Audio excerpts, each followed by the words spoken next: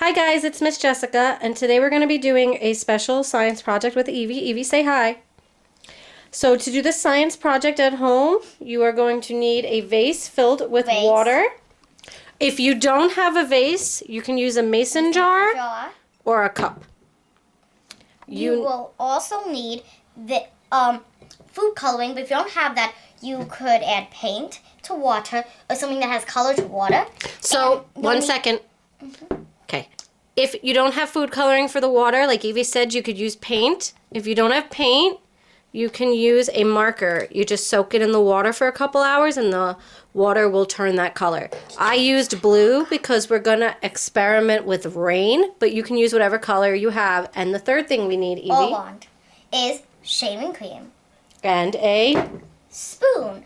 Make it like so it's like deep like this, so you can scoop it up and drop it. Okay, so the spoon, or if you have a dropper, use a dropper. Yeah. So your first step is you are going to put the shaving cream on top of the water. Shake the shaving cream first, and then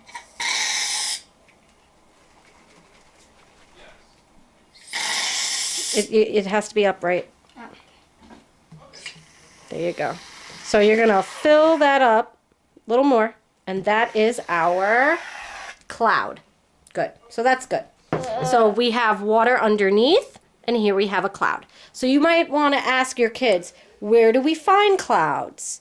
Why are there clouds in the sky? Where does rain come from? Most kids are going to say rain comes from the sky or rain comes from the clouds.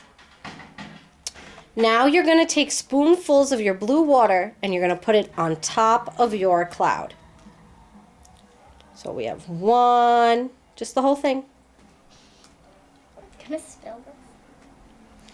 Two. It's okay if it spills. You can see something happening here though. What's happening?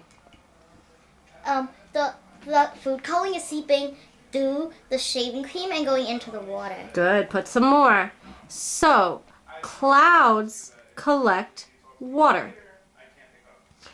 And when the cloud gets really heavy, you will see rain start to come out of the cloud because the cloud gets heavy, filled with water, and then it has to drop that water down to the ground. It comes through the sky and goes down on the ground. Good job, Evie. It actually just fills up little bits of water, like so small. Like if you ever play Play-Doh and you have crumbs, and then all those bounce around the cloud until they form together. And then once the drops get big enough and the cloud gets heavy enough, it falls, and then it'll hot, and the water will go back up again, that tiny little pieces, and then that'll happen. Good job. All over and what's again. that called? The water? Evaporates. The water cycle. The water cycle. Good. The water starts on the ground, goes up into the cloud gets full, and the water comes back down.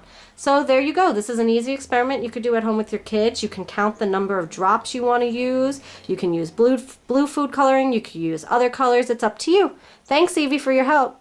Welcome. Okay, say bye. Bye.